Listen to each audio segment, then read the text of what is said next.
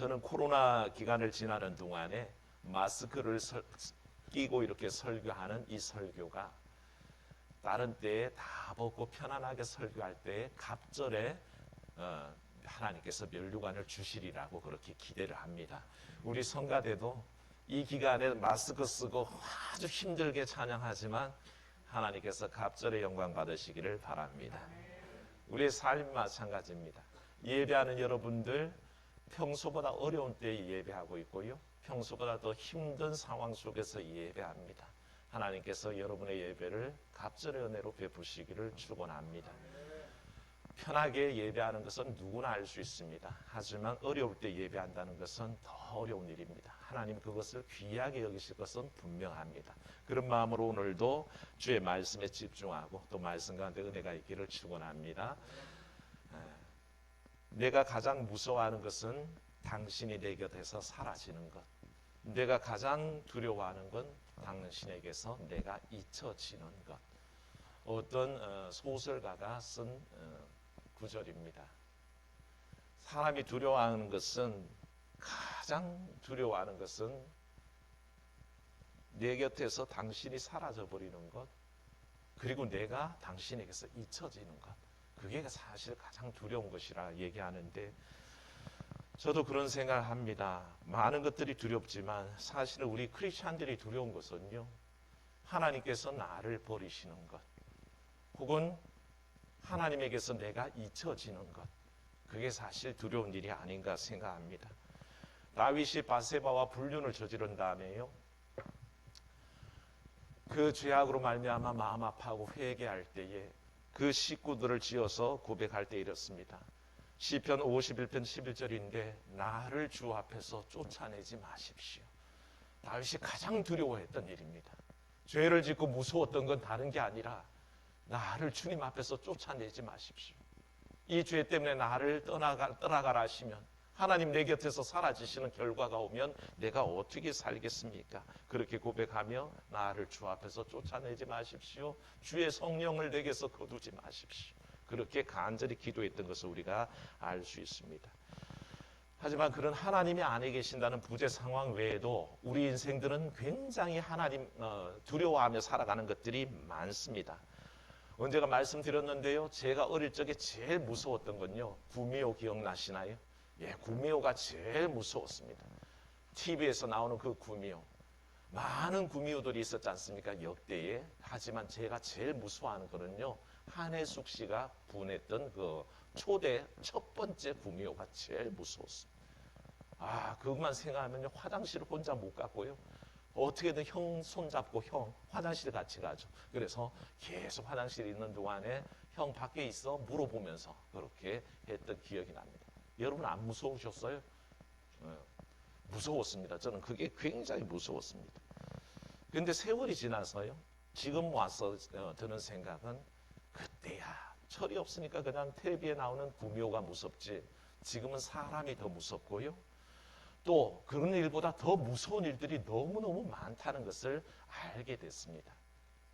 귀신 따위보다 오히려 사람이 더 무섭고 우리의 상황이 더 무섭다는 겁니다. 코로나의 상황이 우리가 보통 무서운 게 아니죠. 지금 우크라이나를 침공하는 러시아의 침공이 무서운 일들입니다. 그것으로 파생되는 수많은 경제적인 어려움들, 지금 전쟁이 더 혹시나 확전될 때까봐 다들 전전긍긍하는 것이, 그랬다가는 온 세계 경제가 폭망하기 때문에 다들 무서워하고 염려하는 것입니다. 사실 그런 것이 더 무섭습니다. 그래서 사람들이 뭘 무서워하느냐라고 얘기할 때에 미국의 어떤 대학교의 교수가 이런 결과를 얘기했습니다. 말기 환자들이 도대체 뭘 두려워하나라고 조사를 해봤더니 한 8가지가 있습니다. 첫 번째가 누구도 가보지 못한 미지의 세계에 대한 그 두려움이 있다는 겁니다. 죽어보지 않았기 때문에, 처음 죽어보기 때문에 막연한 두려움이 있다는 것입니다. 두 번째가 자기와 가족들과 고립되어 버리는, 죽음으로써 자기는 가족들과 멀어진다는 그 고립감이 두렵다고 얘기하고요.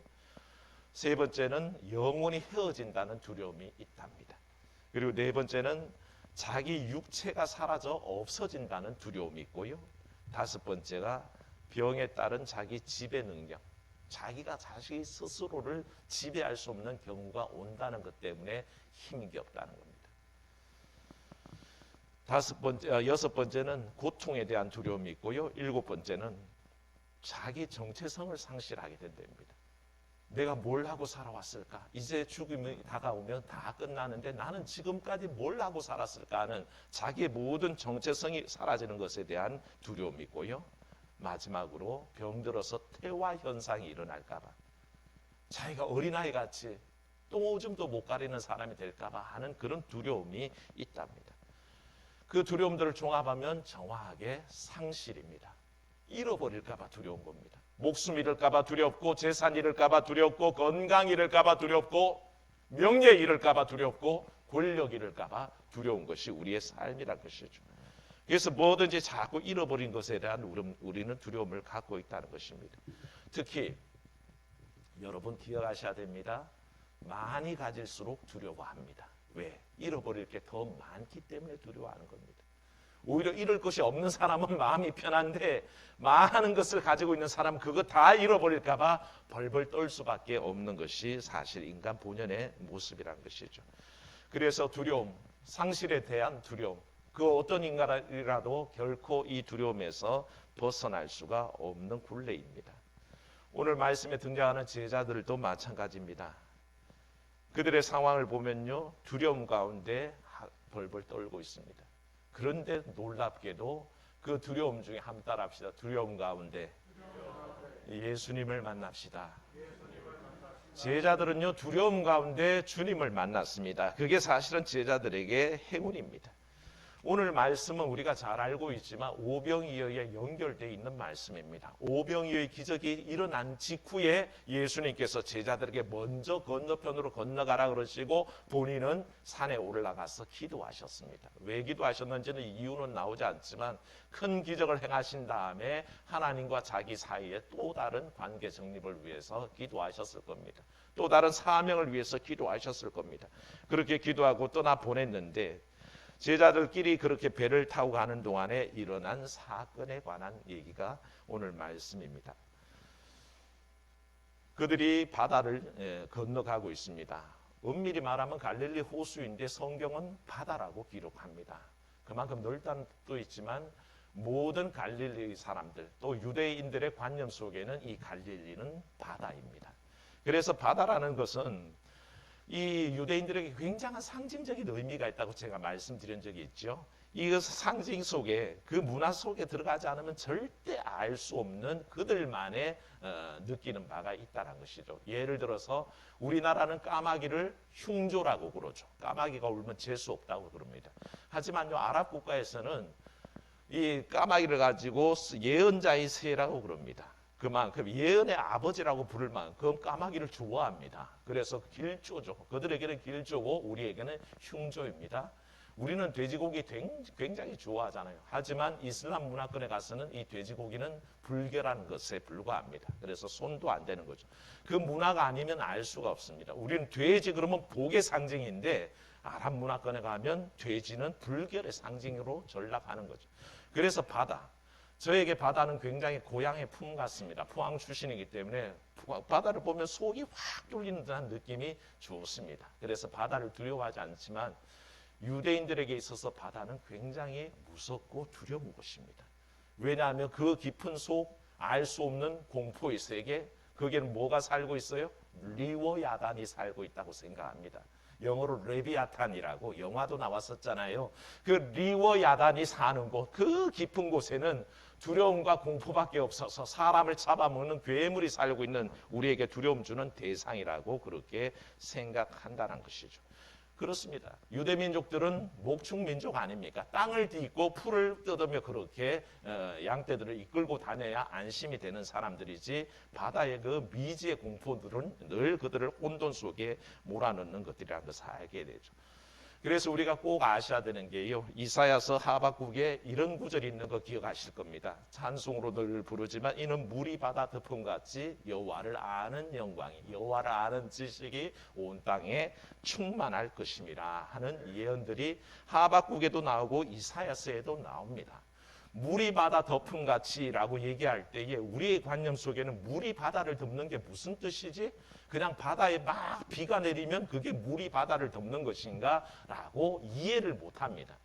그게 바로 유대인들의 관념을 깨달아야 그 말씀이 보이기 시작한다는 거죠. 그게 무슨 뜻이냐 하면 바다는 물인 것 같으나 그것은 사실은 공포와 혼돈과 어둠의 세계입니다.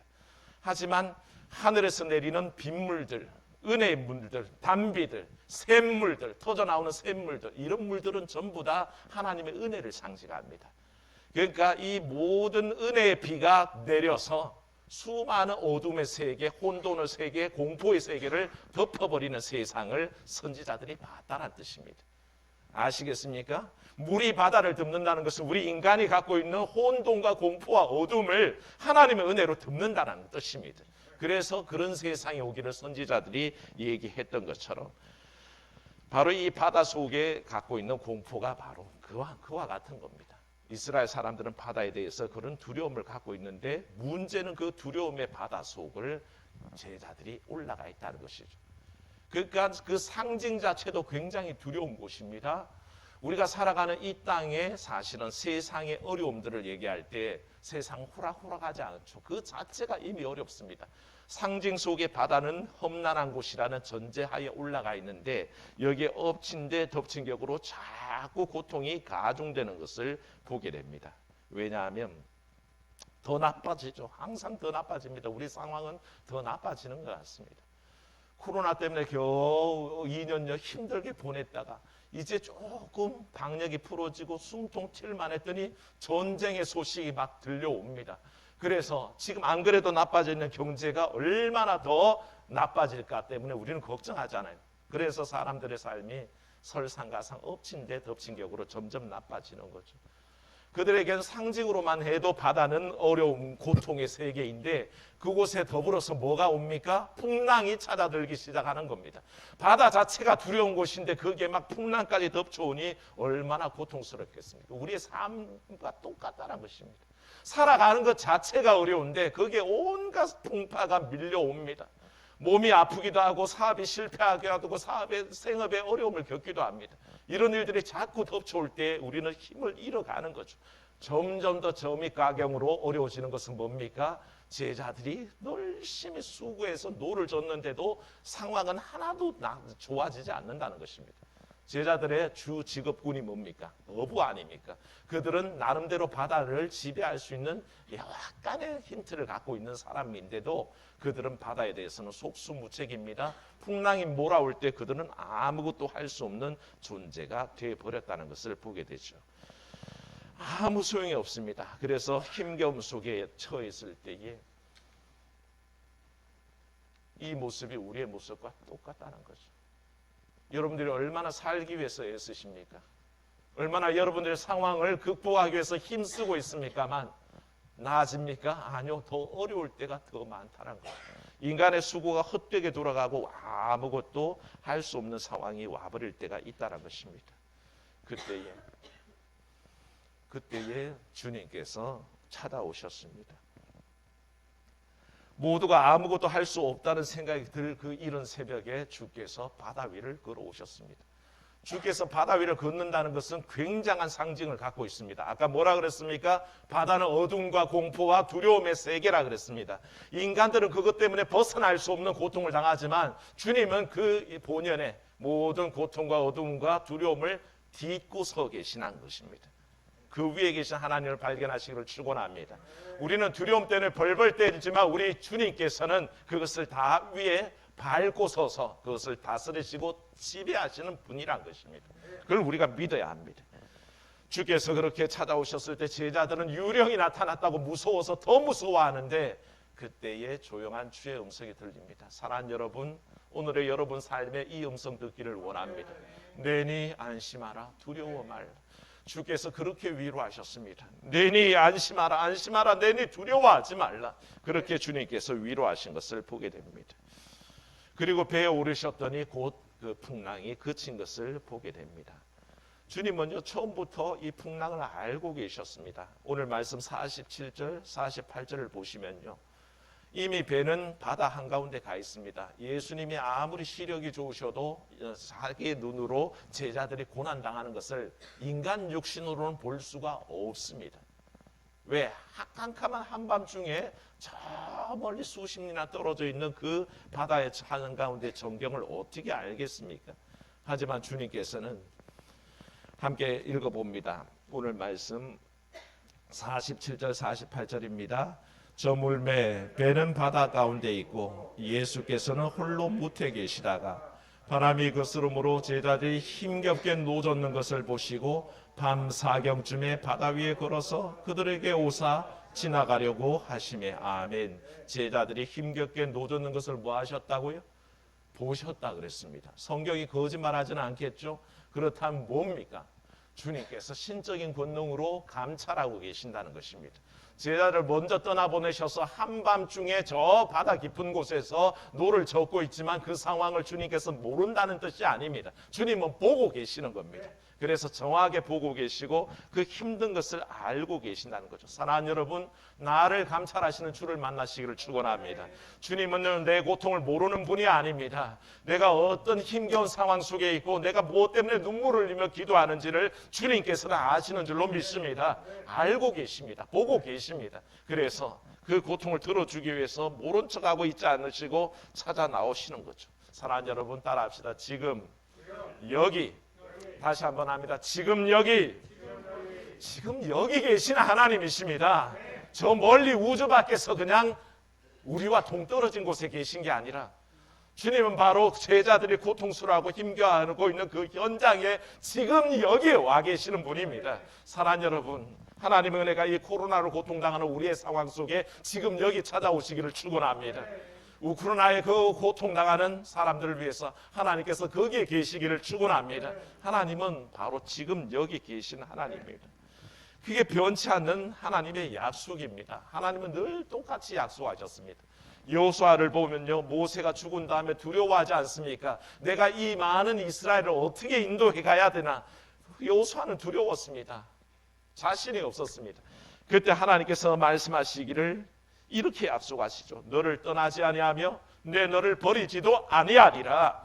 모세와 함께 했던 것처럼 내가 너를 버리지도 않고 떠나지도 않겠다 약속하셨던 그 주님께서 여호수아의 일생을 인도하셨습니다. 여기에 지금 함께 하시는 하나님이시라는 거죠. 우리 주님께서도 약속하셨습니다. 내가 너희를 고아와 같이 버려두지 아니하고 너희에게 오리라 하셨습니다. 버려두지 않으시는 것이 하나님의 뜻입니다. 주님께서는 정확하게 직시하셨고 풍랑 가운데 고통스럽게 노젓는 제자들을 보셨습니다. 그리고 찾아와 주신 분이죠.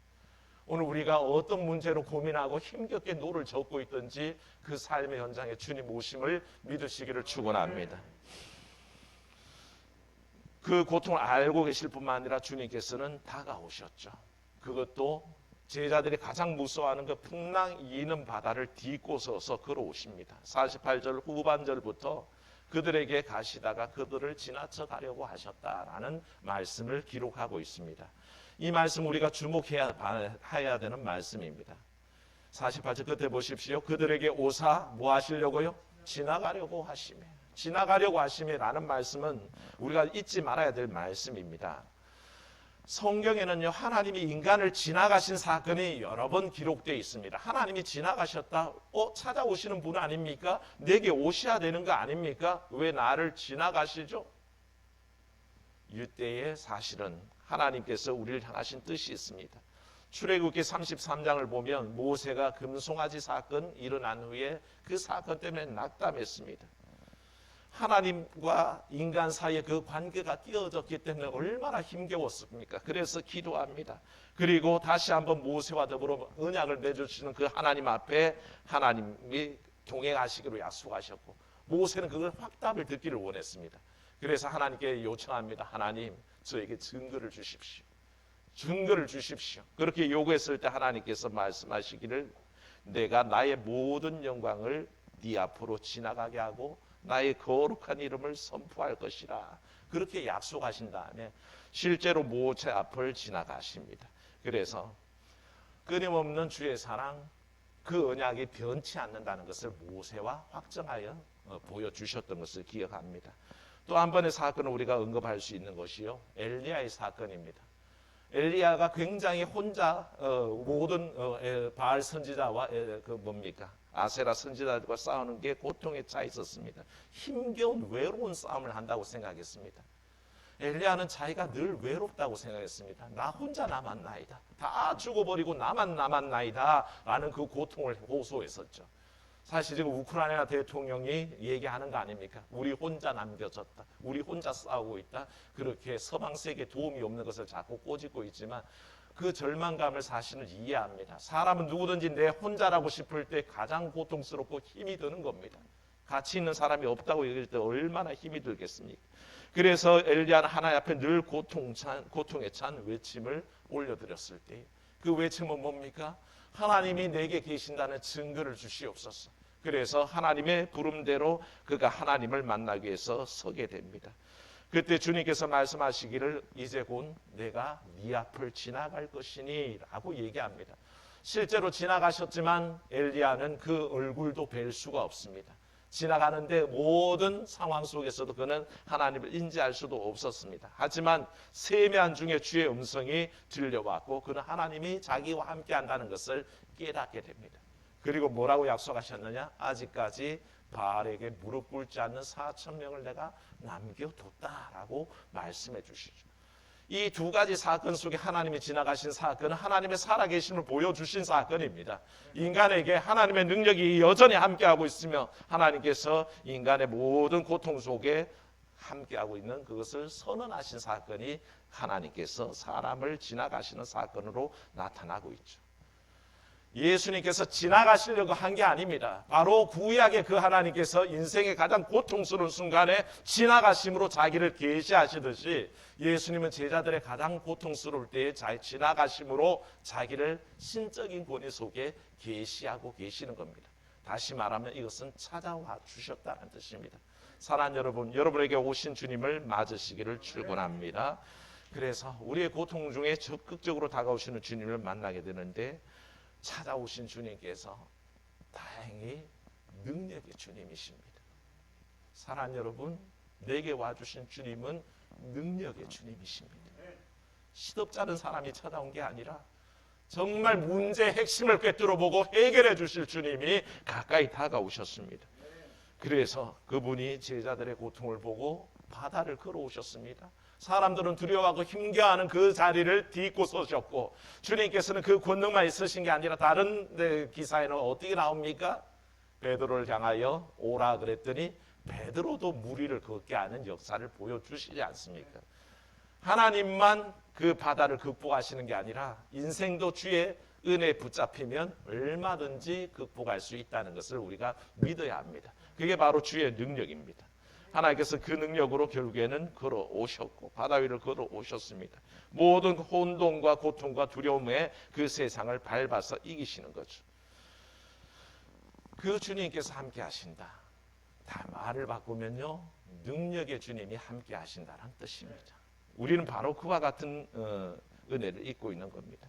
열심히 노를 줬지만 극복할 수 없는 그 상황을 단지 주님께서 임재하셨고 찾아주셨고 동행하심으로 그 배 위에 올라와 주시는 것만으로도 모든 것이 해결되더라는 것입니다. 사랑하는 여러분, 여러분들의 인생의 배에 주님 오르시기를 축원합니다. 그때 모든 문제 해결이 저절로 이루어진다는 것입니다. 단지 함께 하시는 그 이유만으로 우리에게 모든 것이 해결되는 그 역사를 어찌 우리가 사모하지 않겠습니까? 실제 복음서를 보면요, 감당하기 힘든 문제를 가지고 주 앞에 나온 사람들이 참 많습니다. 당장 오늘 말씀만 해도 그렇잖아요. 오병이어의 기적에 연결되어 있었다 그랬잖아요. 오병이어의 기적에 몇 명이 왔습니까? 장정만 먹은 사람이 5,000명이라 그랬습니다. 그 사람들이 밥 한 끼 줍시오 하고 온 사람들이라고 생각하십니까? 천만에요. 온갖 문제를 가지고 하나님 말씀 들으려고 말씀 안에 해결책이 있다. 하나님이 나의 말씀 가운데 모든 것을 다 이루어 주실 것이다. 그 믿음 가지고 나온 사람들입니다. 어떤 사람들은 장애인이요, 어떤 사람들은 지금 극심한 고통 중에 있고 질병 중에 있고 귀신 들려 있고 그와 같은 상황 속에 해결책이 없어서 주 앞에 나온 사람들입니다. 그렇게 주님 바라보며 그 말씀 들으며 그 기적 행하심을 기다리다가 때가 저물어 버렸습니다. 그래서 할 수 없이 한 끼 얻어먹게 되는 거죠. 그 놀라운 역사가 일어납니다. 결국에는 뭡니까? 수많은 이들이 주 앞에 자기 문제를 찾으러 왔다가 새로운 기적을 맛본다는 뜻입니다. 여러분의 문제가 있을 때 주 앞에 나가시기를 축원합니다. 예비하신 은혜는 어떻게 우리에게 주어질지 알 수 없으나 풍성한 은혜로 주시는 겁니다. 결국에는 풍성한 은혜를 받은 그 모든 이들이 사실은 은혜 받은 사람들이었는데 그 중에 제자들이 이제 고통당하는 거죠. 하지만 그 고통의 순간에 하나님은 늘 기적을 보여주셨습니다. 세금 징수하던 삭개오가 주님 만남으로 인생이 변화됐습니다. 5 남편을 만나지만 아직까지 그 남편들에게 만족하지 못하고 또 다른 남자를 추구하는 수가성의 한 여인이 주님을 만납니다. 사랑하는 아들을 잃고 나인승에 홀로 된 여인이 주님을 만납니다. 12년 동안 혈루증을 알아왔던 여인이 주님을 만납니다. 어떻게 됐습니까? 모두가 변화된 삶을 만난 줄로 믿습니다. 예수 그리스도를 만나면요, 그 삶의 문제들이 해결된다는 것입니다. 모두가 절망했고 모두가 너무 힘겨워할 때에 주님을 만나면 그때 문제 해결을 주신다는 것을 알게 됩니다. 그러나 이것을 못 깨닫지 못하는 이유가 있다는 것을 우리가 알아야 합니다. 따라합시다. 내가 영안이 닫히고 들을 귀가 없어서 주의 능력을 보지 못합니다. 주의 말씀을 듣지 못합니다. 그게 우리 모습이라는 것입니다. 제자들은요, 조금 전까지 주님께서 행하신 오병이의 기적을 경험한 사람들입니다. 52절 말씀 한번 읽어볼까요? 이는 그들이 그 떡 되시던 일을 깨닫지 못하고 도리어 그 마음이 둔하여졌습니다. 아멘. 이게 우리의 모습입니다. 조금 전까지 주님께서는 떡을 떼셔서 도저히 감당할 수 있는 오병이어 가지고 5,000명이 먹이는 기적을 행하셨는데 이 모든 일들은 다 잊어버리고 이미 주의 능력은 다 상실해버리고 그 믿음도 잊어버리고 오히려 마음이 둔해져 있더라는 것입니다. 사랑하는 여러분, 그 자리에서 깨어나시기를 축원합니다. 그 영적인 무지함 속에서 깨어나시기를 바랍니다. 영안을 여셔야 합니다. 주의 능력을 봐야 합니다.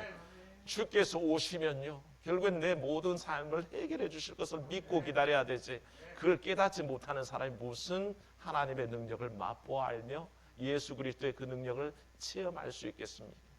성경은 그 마음이 둔하여졌다 그랬습니다. 우리도 둔하여지지 않기 위해서 깨어 있어야 합니다. 영안을 열고 우리 귀를 열어야 합니다. 그래야 주의 능력을 맛보아 알 수 있는 것입니다. 사랑하는 여러분, 내게 찾아오시는 주님을 온전히 믿음 안의 눈으로 보면 능력의 주님이 보입니다. 하지만 둔하여진 눈으로 보면 유령이 보일 뿐입니다. 사랑하는 여러분, 유령은 아닙니다. 주님은 유령이 아니시라 우리 삶에 다가오시는 능력의 주님이십니다. 그 주님과 함께함으로 말미암아 여러분들의 모든 삶 속에 어려움들이 해결되어지고 극복할 수 있는 능력을 얻으시기를 바랍니다. 오늘 이 어려운 때에 주의 음성 들으십시오. 내니 두려워 말라. 기도.